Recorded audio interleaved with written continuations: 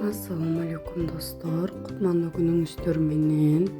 Менин каналыма кош келдиңиздер. Бүгүн сиздер менен ушундай сонун заварной эклер жасайбыз. Алгач темир идишке суу куябыз. Чим-чим туз салабыз. Анын үстүнө сливочный масло салабыз. Андан соң плитага коюп эритип алабыз.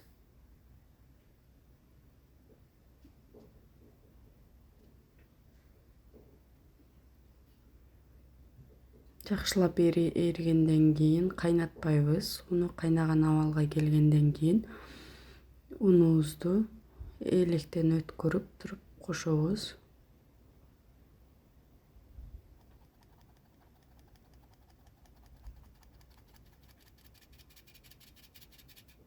Андан соң бир массага келгенге чейин аралаштырабыз.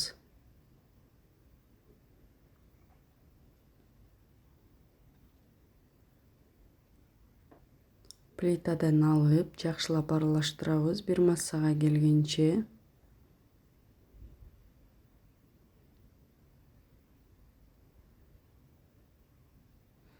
Андан соң кайра эле плитага коебуз, дагы кичине суусу кеткенге чейин кургатып алабыз.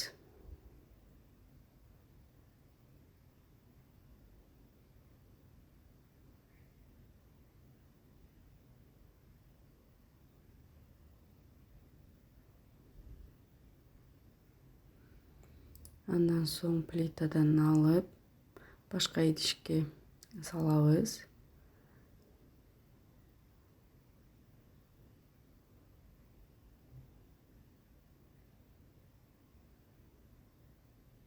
Ушундай лопатканын жардамында деле ушинтип муздатса болот. Мен миксердин ушундай насадкасы менен муздатып алдым.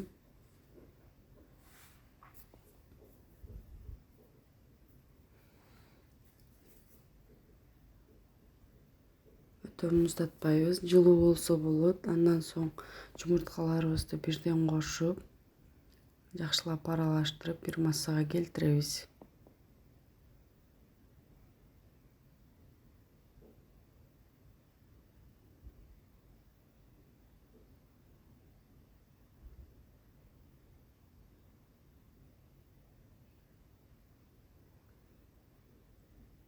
Бизде ушундай масса болду. Эми ушул массабызды кондитерский мешокко салып, духовканын табагына, листине пергаментный бумага салабыз. Андан соң үстүнө тоголок кылып чыгарып алабыз. Ушундай кылып текшерсе болот. Камырыбыз даяр.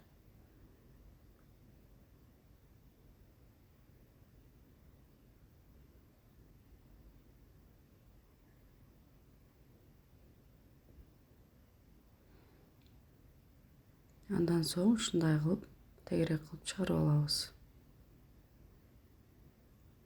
Духовканы 180 градуска жаап коебуз. 180 градуста 5-10 минутага чейин бышырып алсак болот.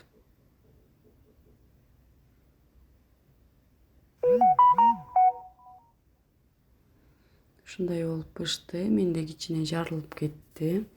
Бирок ичи пустой болуп жакшы болуп бышат. Андан соң крем даярдайбыз. Кремге творожный сыр, сахар. Творожный сыр менен сахарды жакшылап аралаштырабыз бир массага келгенче.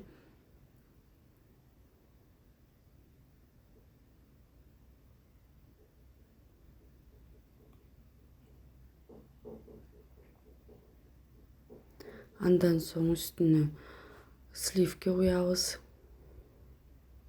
Менде 33%, негизи 33%тен жогоруну иштетсеңиздер болот.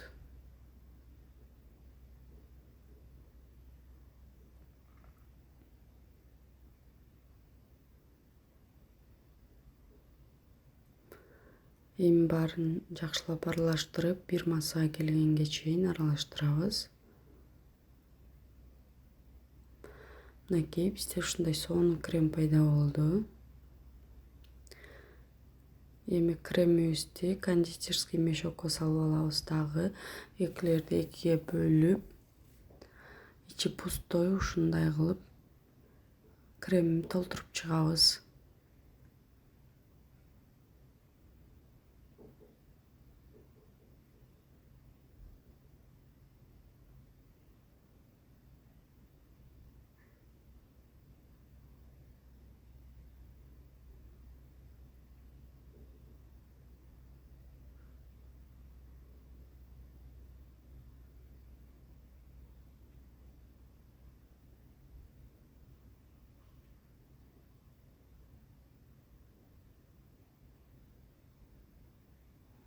Мен ушундай кылып сахарный пудра менен коздоп койдум.